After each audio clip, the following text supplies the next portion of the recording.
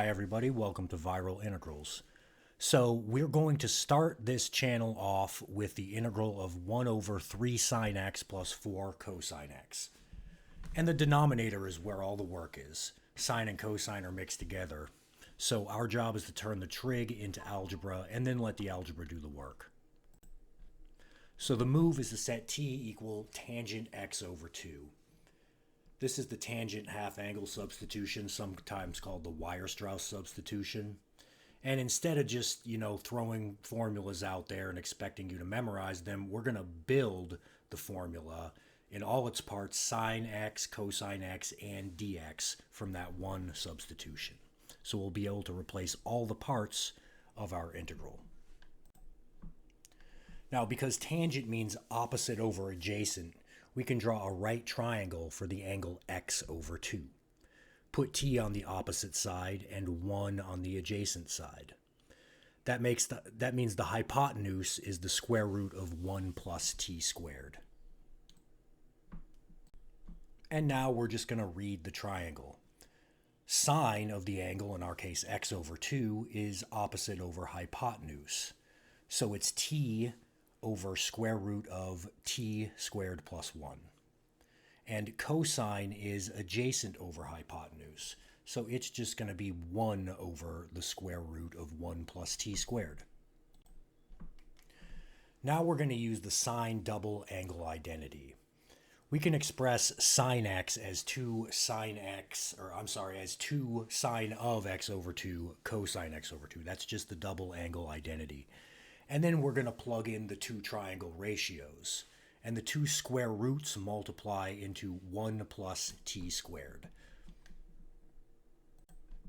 And now we just do the same thing for cosine.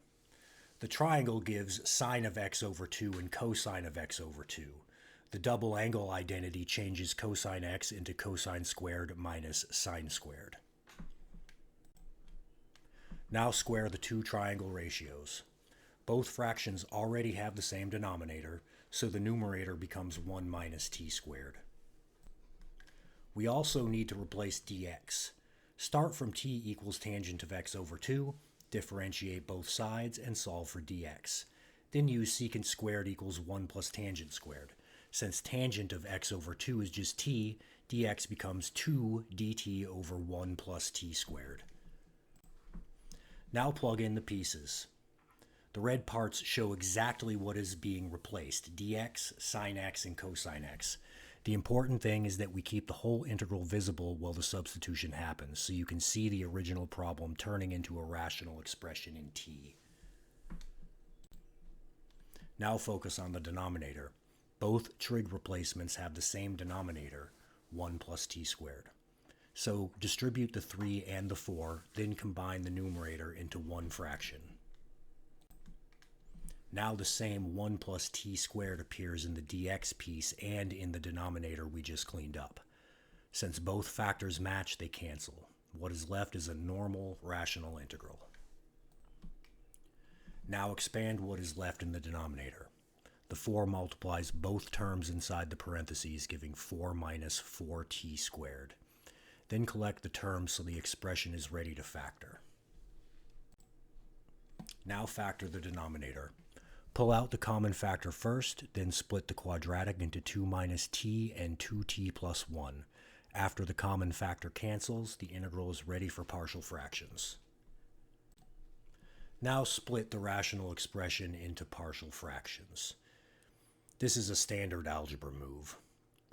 Write one fraction as a over 2 minus t and one as b over 2t plus 1, then clear the denominators. To find a and b quickly, we choose t values that erase one term at a time. Notice that when t is 2, the b term disappears. When t is negative 1/2, the a term disappears. That gives a equals 1/5 and b equals 2/5. Now integrate the two simple fractions.